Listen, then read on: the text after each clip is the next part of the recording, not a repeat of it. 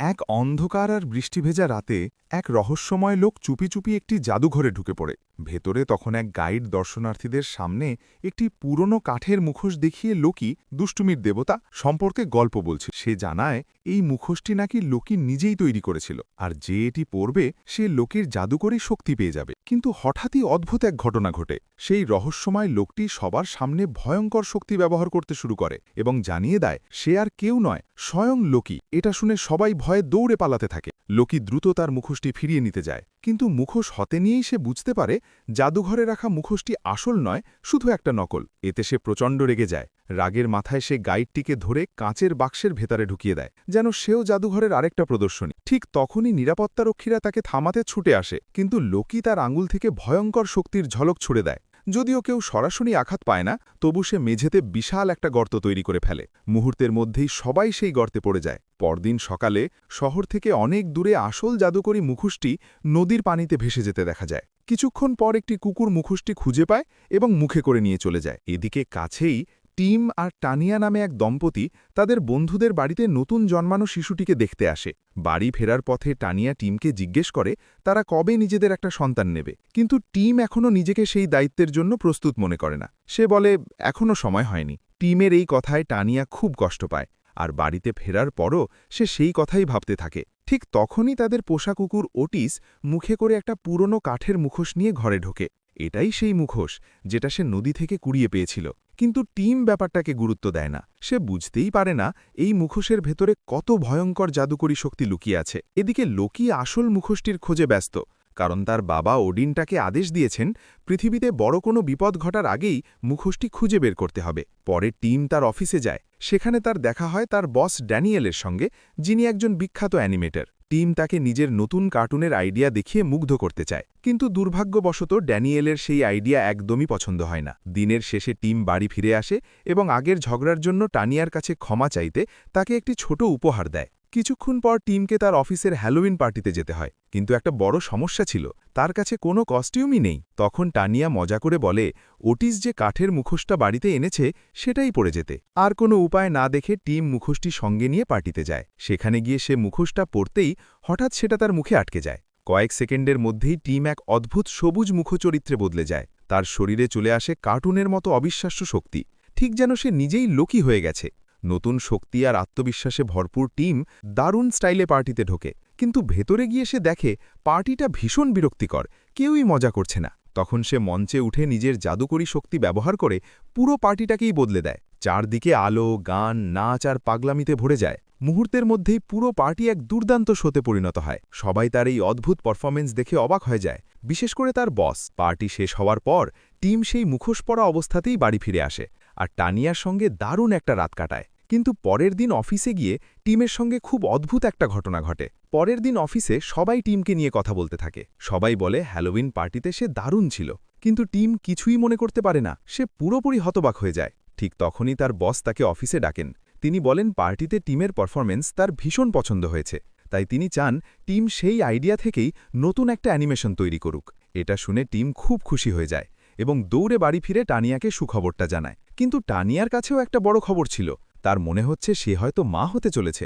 দুজনেই দ্রুত ডাক্তারের কাছে যায়, আর পরীক্ষার পর সত্যিই জানা যায় টানিয়া গর্ভবতী। কিন্তু হঠাৎই টানিয়ার শরীর খারাপ লাগতে শুরু করে। ডাক্তার তাকে বমি করার জন্য একটা পাত্র দেন, কিন্তু সবাইকে অবাক করে দিয়ে তার মুখ থেকে বমির বদলে বেরোতে থাকে সাবানের ফেনার মতো বুদবুদ। অদ্ভুত এই ঘটনার পরও টিম আর টানিয়া স্বাভাবিকভাবেই জীবন কাটাতে থাকে। কিছুদিন পর তাদের ছেলে জন্মায়, তারা তার নাম রাখে অ্যালভি। এদিকে লোকি এখনও সেই জাদুকরী মুখোশের খোঁজে ঘুরে বেড়াচ্ছে। একসময় সে একটা পুরনো গুদামে পৌঁছায়। সেখানে তার বাবা ওডিন এক দোকানদারের শরীর দখল করে তার সঙ্গে কথা বলেন।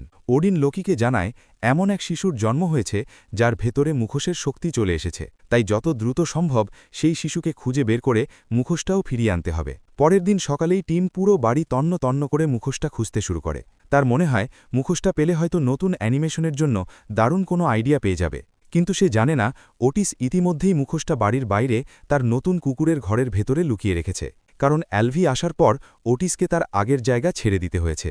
অনেক খুঁজেও মুখোশ না পেয়ে টিম কাজে চলে যায়। এদিকে টানিয়া বাড়িতে ছোট্ট অ্যালভির দেখাশোনা করতে থাকে। তাকে হাসানোর জন্য সে একটা বেলুন ফুলিয়ে খেলছিল, কিন্তু হঠাৎই অবিশ্বাস্য একটা ঘটনা ঘটে। অ্যালভি নিজের মাথাটাকেই বেলুনের মতো ফুলিয়ে ফেলে। তখনই টানিয়া বুঝতে পারে অ্যালভি জন্ম থেকেই সেই জাদুকরী মুখোশের শক্তি নিয়ে এসেছে, কিন্তু সে কিছু বোঝার আগেই অ্যালভি আবার একদম স্বাভাবিক হয়ে যায়, যেন কিছুই ঘটেনি। তবে এই ঘটনাটা আরেকজনও দেখেছিল, ওটিস, আর সে আগেই অ্যালভির ওপর একটু রাগ করে আছে, কারণ অ্যালভির জন্যই তাকে নিজের পুরনো জায়গা ছেড়ে দিতে হয়েছে। এদিকে লোকি নিজেকে একটা মৌমাছিতে বদলে হাসপাতালে ঢুকে পড়ে, সেই জাদুকরী শক্তির শিশুটিকে খুঁজে বের করার জন্য। সে রিসেপশনের মহিলাকে ভয় দেখিয়ে তার রূপ ধারণ করে এবং সেদিন জন্ম নেওয়া সব বাচ্চার তালিকা দেখে ফেলে। এবার লোকি জেনে যায় কাকে খুঁজতে হবে, আর অন্যদিকে টিম ধীরে ধীরে বুঝতে শুরু করে একজন বাবা হওয়া আসলে কতটা কঠিন। অ্যালভির সারাক্ষণের কান্নার কারণে টিম আর টানিয়া দুজনেরই রাতের পর রাত ঘুম হয় না। এক রাতে টিম এতটাই ক্লান্ত হয়ে পড়ে যে দুধের বোতলের বদলে প্রায় অ্যালভির মুখে একটা বাল্ব তুলে দিতে চাচ্ছিল, কিন্তু ঠিক তখনই অ্যালভি গোপনে তার জাদুকরী শক্তি ব্যবহার করে টিমকে জাগিয়ে তোলে। তবে টিম বুঝতেই পারে না কিভাবে সে বেঁচে গেল। পরদিন সকালে পরিস্থিতি আরও কঠিন হয়ে যায়। টানিয়া জানায় কাজের জন্য তাকে পুরো 1 সপ্তাহের জন্য শহরের বাইরে যেতে হবে। এটা শুনে টিম ভয় পেয়ে যায়, কারণ ঠিক সেই সপ্তাহেই টিভি চ্যানেল তার নতুন কার্টুনের চূড়ান্ত প্রেজেন্টেশন চেয়েছে। অর্থাৎ একদিকে কাজের চাপ আর অন্যদিকে তাকে একাই বাড়িতে থেকে অ্যালভির দেখাশোনা করতে হবে। টিম তার বসকে জিজ্ঞেস করে সে কি বাসা থেকে কাজ করতে পারবে, যাতে কাজের পাশাপাশি অ্যালভিকেও সামলাতে পারে। আশ্চর্যের বিষয়, তার বস এতে রাজি হয়ে যায়। কিছুক্ষণ পর টানিয়া ট্যাক্সিতে করে চলে যায়। এখন পুরো বাড়িতে টিম আর অ্যালভি একা। টিম কাজ করার চেষ্টা করে, কিন্তু অ্যালভি একদমই কান্না থামায় না। তাকে শান্ত করার জন্য টিম সবকিছু চেষ্টা করে, কিন্তু কিছুতেই কাজ হয় না। আর একটা নির্ঘুম রাত কেটে যায়। এর মধ্যে তার বস বারবার ফোন করে কার্টুনের আকার খবর জানতে থাকে। কয়েক ঘন্টা পর টানিয়াও ফোন করে তাদের খোঁজ নেয়। ফোনে মায়ের গলা শুনেই অ্যালভি খুব খুশি হয়ে যায়, আর হঠাৎ করেই সে জীবনের প্রথম শব্দ বলে ওঠে, মা।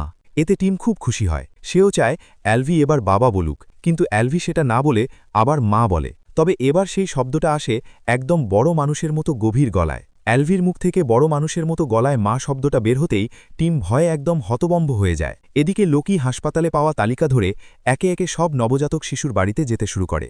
এক বাড়িতে সে সেলসম্যান সেজে হাজির হয় এবং মহিলাকে একটা নতুন ভ্যাকিউম ক্লিনার দেয়। মহিলা সেটা চালিয়ে দেখতে শুরু করতেই লোকি গোপনে মেশিনটা এমনভাবে চালু করে যে মুহূর্তের মধ্যেই মহিলাটাই তার ভেতরে টেনে যায়। বাড়ি খালি হয়ে গেলে লোকি শিশুটিকে পরীক্ষা করে, কিন্তু ভালো করে দেখার পর সে বুঝতে পারে এই বাচ্চার মধ্যে কোনো জাদুকরী শক্তি নেই। সে একেবারে সাধারণ একটা শিশু যে উল্টো খেলনা ছুঁড়ে লোকির মুখে মারে। অন্যদিকে টিম বাড়িতে বসে কাজ শেষ করার চেষ্টা করছে, কিন্তু অ্যালভি তাকে একটুও মনোযোগ দিতে দিচ্ছে না। শেষ পর্যন্ত বাধ্য হয়ে সে অ্যালভিকে টিভির সামনে বসিয়ে কার্টুন চালিয়ে দেয়। যদিও টানিয়া তাকে আগে থেকেই এটা করতে মানা করেছিল, কিন্তু এখন সেটাই কাজে দেয়। কার্টুন দেখতে দেখতে অ্যালভি শান্ত হয়ে যায়। সুযোগ বুঝে টিম আবার নিজের কাজে মন দেয়। এমনকি সে ওটিসকে বলে একটু অ্যালভির দিকে খেয়াল রাখতে, কিন্তু ওটিস অ্যালভির কাছে না থেকে সোজা বাইরে তার কুকুরের ঘরে চলে যায়। সেখানে সে মাটি খুঁড়তে শুরু করে, কারণ সে আগেই লুকিয়ে রাখা সেই জাদুকরী মুখোশটা খুঁজে বের করতে চায়। সেই রাতে টিম কাজ করতে করতে ঘুমিয়ে পড়ে, আর অ্যালভি তখনও একা বসে কার্টুন দেখতেই থাকে। ঠিক তখনই ওটিস অবশেষে সেই জাদুকরী মুখোশটা খুঁজে পায়। মুখোশটা পরার সঙ্গে সঙ্গেই সে একদম পাগলাটে কার্টুনের মতো অদ্ভুত এক কুকুরে বদলে যায়।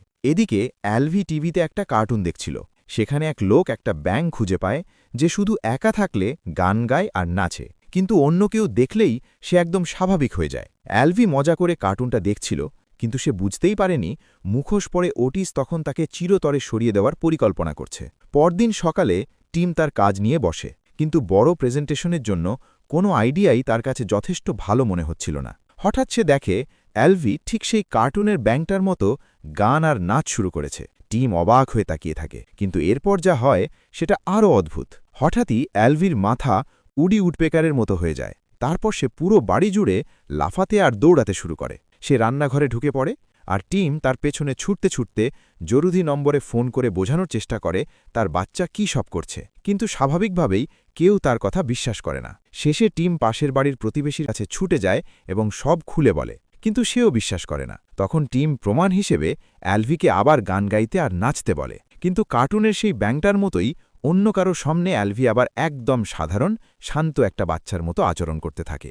এবার টিম একদম হতাশ হয়ে যায়। সে ভাবে যদি অ্যালভিকে একটু ঝাঁকাই তাহলে হয়তো সে আবার কিছু অদ্ভুত কাজ করবে, কিন্তু এটা দেখে প্রতিবেশী ভীষণ রেগে যায় এবং টিমকে বাড়ি থেকে বের করে দেয়। কিছুক্ষণ পর টিম বাড়ি ফিরে অ্যালভিকে শান্ত করার চেষ্টা করে, কিন্তু হঠাৎই অ্যালভি টিমের পা ধরে ফেলে এবং তাকে খেলনার মতো পুরো ঘরের মধ্যে ছুঁড়ে ছুঁড়ে মারতে থাকে। ঠিক তখনই ওটিস ঘরে ঢোকে এবং অ্যালভির দিকে একটা খেলনা ছুঁড়ে দেয়, কিন্তু সেটা আসলে খেলনা নয়, একটা ডিনামাইট। তবে অ্যালভি সঙ্গে সঙ্গেই বুঝে যায় এটা বিপজ্জনক। সে ডিনামাইটের আগুনটা নিভিয়ে দেয়, নিজের মুখে বুম শব্দ করে আর দৌড়ে পালিয়ে যায়। ওটিস সেই শব্দ শুনে ভাবে অ্যালভি নিশ্চয়ই শেষ হয়ে গেছে, তাই সে আনন্দ করতে শুরু করে। কিন্তু হঠাৎই সে পুরস্কার হিসেবে একটা বিশাল হাড় পায়। আসলে সেটাও ছিল অ্যালভির বানানো আরেকটা বোমা। মুহূর্তের মধ্যেই সেটা বিস্ফোরিত হয়। তবুও মুখোশের জাদুকরী শক্তির কারণে ওটিসের কিচ্ছু হয় না, বরং সে আরও এক ধাপ এগিয়ে যায়। এবার সে একটা ক্রেন আর দড়ি দিয়ে অ্যালভিকে অপহরণ করার নতুন পরিকল্পনা বানায়। সেদিন পরে ওটিস বাড়িতে ঢোকে পুরো পরিকল্পনা নিয়ে প্রস্তুত হয়ে। ঠিক তখনই টিম ওটিসকে মুখোশ পরে হাতে নানা অস্ত্র নিয়ে দেখতে পায়। এটা দেখেই সে ভয়ে অজ্ঞান হয়ে যায়।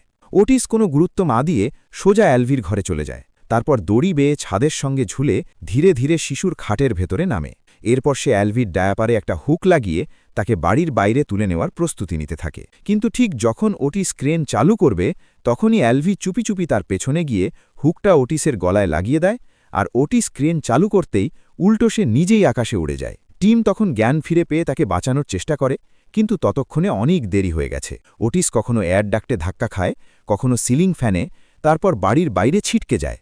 আবার ভেতরে ফিরে এসে নোংরা বাথটাবে পড়ে, পাখির ঘরে আটকে যায়, আর শেষে গিয়ে ওয়াশিং মেশিনের ভেতরে ঢুকে যায়।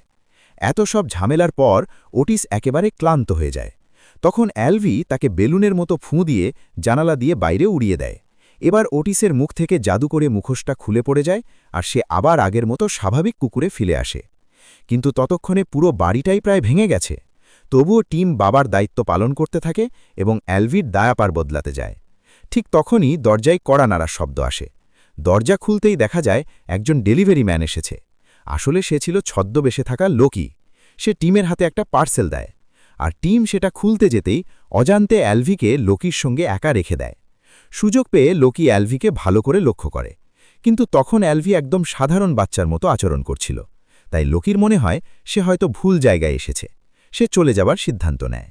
অন্যদিকে টিম পার্সেলটা খোলার সঙ্গে সঙ্গেই ভেতর থেকে একটা বিশাল বক্সিং গ্লাভ বের হয়ে এসে তার মুখে সজোরে ঘুষি মারে। সঙ্গে সঙ্গে সে আবার অজ্ঞান হয়ে যায়। কিছুক্ষণ পর জ্ঞান ফিরে পেয়ে টিম আর কোনো উপায় না দেখে অ্যালভিকে শিশু ডাক্তারের কাছে নিয়ে যাওয়ার সিদ্ধান্ত নেয়, কারণ এখন সে পুরোপুরি বিশ্বাস করে তার ছেলের সঙ্গে নিশ্চয়ই কিছু অস্বাভাবিক ঘটছে। গাড়ি চালাতে চালাতেই হঠাৎ অ্যালভি তার মাথাটা পুরো ঘুরিয়ে পিছনের দিকে নিয়ে যায় এবং তারপর গাড়ির ভেতরেই অদ্ভুত সবুজ রঙের তরল বমি করে ফেলে। এটা দেখে টিম ভয়ে আতঙ্কিত হয়ে যায়, কিন্তু সে জানে না লোকি তখনও কাছেই লুকিয়ে সব কিছু পর্যবেক্ষণ করছিল। আর অ্যালভির এই শক্তি দেখে সে অবশেষে সত্যিটা বুঝতে পারে, এই শিশুই হল মুখোশের আসল শক্তিধারী সন্তান। কিছুক্ষণ পর টিম অ্যালভিকে নিয়ে শিশু হাসপাতালে পৌঁছে ভেতরে দৌড়ে যায়। লোকিও তার পিছু নেয়, কিন্তু গাড়ি পার্ক করে প্রতিবন্ধী পার্কিং স্পটে। একজন পুলিশ অফিসার তাকে বাধা দিতে এলে লোকি কোনো কথা না বলে তাকে আঘাত করে অজ্ঞান করে দেয় এবং মাটিতে ফেলে দেয়। এরপর লোকি সরাসরি টিমের সামনে হাজির হয় এবং মুখোশটা চায়। টিম শপথ করে বলে সে জানে না মুখোশ কথায়, কিন্তু লোকি তা বিশ্বাস করে না এবং বিশাল এক কুঠার বের করে। ঠিক তখনই ওডিন এক গার্ডের শরীর দখল করে লোকিকে বকাঝকা করে। এই সুযোগে টিম অ্যালভিকে নিয়ে পালানোর চেষ্টা করে, কিন্তু লোকি দ্রুত নিজেকে মুক্ত করে তাদের সামনে বিশাল লোহার দেওয়াল তৈরি করে পথ আটকে দেয়। এরপর সে হঠাৎ করে একটা বিশাল স্যুটকেস তৈরি করে, তার ভেতর থেকে বের করে একটা বিশাল গ্রেনেড, আর সেটি টিম আর অ্যালভির দিকে ছুঁড়ে মারে। কিন্তু অ্যালভি তার হাতগুলোকে প্রসারিত করে ঢালের মতো বানিয়ে ফেলে আর বিস্ফোরণ থেকে দুজনকেই রক্ষা করে। টিম নিজের ছেলের এই ক্ষমতা দেখে অবাক হয়ে যায়, কিন্তু লোকি এখনও থেমে নেই। সে তার আসল ভয়ঙ্কর রূপ ধারণ করে এবং বিশাল এক আগুনের গোলা তৈরি করে তাদের দিকে ছুঁড়ে মারার প্রস্তুতি নেয়। ঠিক যখন লোকি আগুনের গোলা ছোড়ার জন্য প্রস্তুত হচ্ছিল, ঠিক তখনই ওডিন হঠাৎ টিমের শরীর দখল করে নেয়। টিমের ভেতর দিয়ে সে বিদ্যুৎ শক্তি প্রবাহিত করে, আর এতে লোকির দেবতাসুলভ শক্তি ধীরে ধীরে কেড়ে নেওয়া হয়। কিছুক্ষণের মধ্যেই অ্যালভি আবার যুদ্ধে নেমে পড়ে। সে তার হাত রাবারের মতো প্রসারিত করে লোকিকে দুটো ডাস্টবিনের মাঝে সজোরে আছাড় মারে এবং শেষে তাকে একটি ডাস্টবিনের ভেতর ছুঁড়ে ফেলে দেয়। এক মুহূর্তের জন্য সবকিছু শান্ত মনে হয়, কিন্তু সেই শান্তি বেশিক্ষণ স্থায়ী হয় না। হঠাৎ টিমের কাছে তার বসের ফোন আসে। তাকে দ্রুত টিভি স্টেশনে গিয়ে প্রেজেন্টেশন দিতে বলা হয়। আতঙ্কে টিম অ্যালভিকে কোলে নিয়ে দৌড়ে স্টেশনে যায়, কিন্তু সেখানে গিয়ে সে বুঝতে পারে দেখানোর মতো তার কাছে কিছুই নেই। ফলে প্রযোজকরা তাকে সেখানেই চাকরি থেকে বের করে দেয় এবং স্টেশন থেকে বের করে দেয়। পরে টিম তানিয়াকে ফোন করে সবকিছু খুলে বলে। এত খারাপ দিনের পরেও সে স্বীকার করে যে ছেলের সঙ্গে সময় কাটাতে পারাটা তার কাছে সবচেয়ে বড় আনন্দ ছিল। ফোনের পর টিম অ্যালভিকে গোসল করায়, তাকে ঘুম পাড়ায় আর দুজনেই ঘুমিয়ে পড়ে। কিন্তু সেই রাতেই লোকি আবার ফিরে আসে। সে চুপি চুপি বাড়িতে ঢুকে শিশুর ঘরে যায়। অ্যালভিকে খাটে ঘুমোতে দেখে সে দেয়ালে অদ্ভুত কিছু চিহ্ন আঁকে এবং ওডিনকে ডেকে আনে। লোকি ওডিনকে জানায় এই শিশুই আসলে মুখোশের সত্যিকারের শক্তিধারী সন্তান এবং সে অনুরোধ করে যেন তার হারানো শক্তি আবার ফিরিয়ে দেওয়া হয়। ওডিন শেষ পর্যন্ত রাজি হয়, কিন্তু লোকিকে মাত্র 1 ঘন্টা সময় দেয় মুখোশটা খুঁজে বের করে সবকিছু ঠিক করার। শক্তি ফিরে পাওয়ার সঙ্গে সঙ্গে লোকি নিজের পরিকল্পনা শুরু করে।